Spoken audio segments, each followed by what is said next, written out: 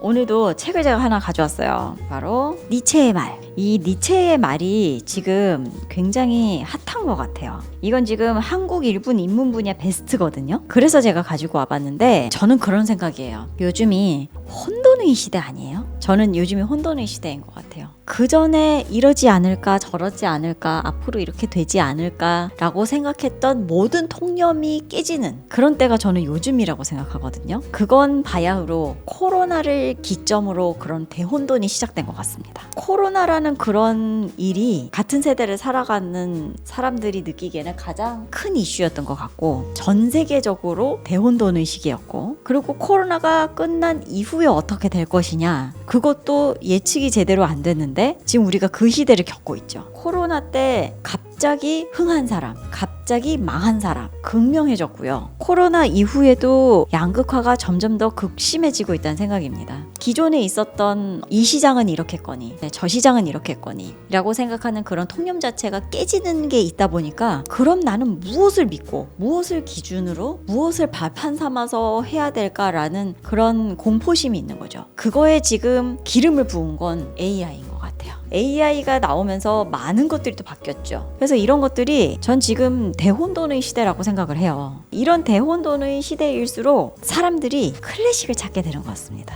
이게 다 몇백 년 전에 사람들이 쓴 철학책이잖아요. 그 당시 철학가들의 사상, 그거에서 우리는 다시 원칙으로 돌아가는 거예요. 이렇게 대혼돈일 때는 무엇을 믿고 가야 되느냐, 무엇을 기준으로 삼아야 하느냐. 그래서 요즘에 명언, 철학책 이런 것들이 뜨고 있는 것 같습니다. 여기 좀 보면 당신이 몰랐던 니체, 지금도 신금을 울리는 가장 위대한 철학자의 가르침 이렇게 돼 있습니다. 이 책을 읽으면서 예나 지금 있는 사람 사는 건 똑같구나 이런 생각이 들었고 요즘에 어떤 시류에 이 이야기가 잘 맞는구나 이런 생각이 들었어요.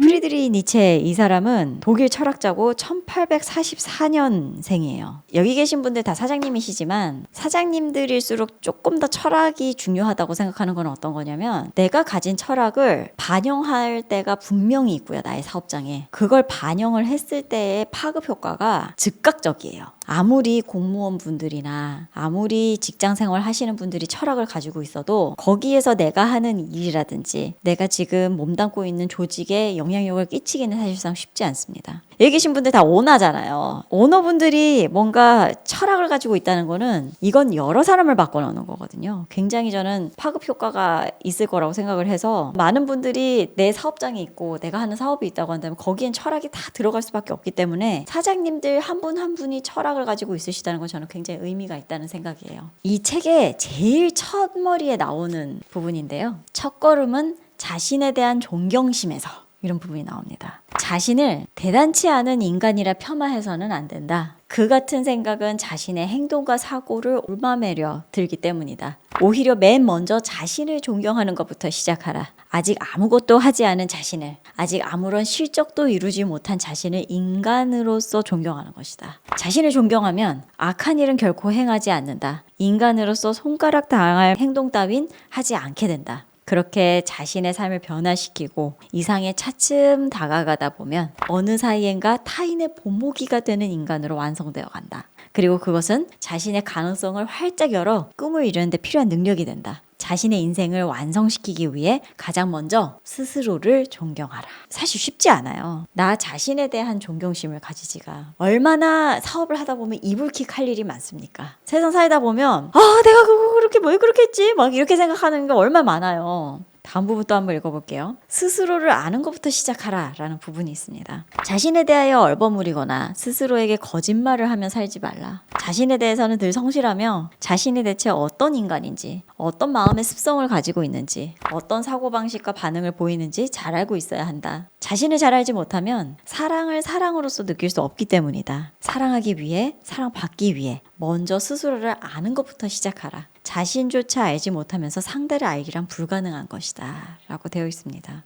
스스로를 안다. 이게 되게 중요한 것 같은 게요. 제가 예전에 북토크 했었던 것 중에 마일리지 아워라고 있었어요. 변호사님께서 쓰신 책인데 거기에 어떤 내용이 나오냐면요. 나는 내가 뭘 해야지 스트레스가 풀리고 내가 뭘 좋아하는지를 알고 있다. 그러면 내가 스트레스를 받았거나 이렇게 할 때 딱 그걸 하면 된다는 거예요. 답안지가 있는 거죠. 나 자신을 잘 알면 그걸 내가 나 자신을 컨트롤하기가 쉬운 거예요.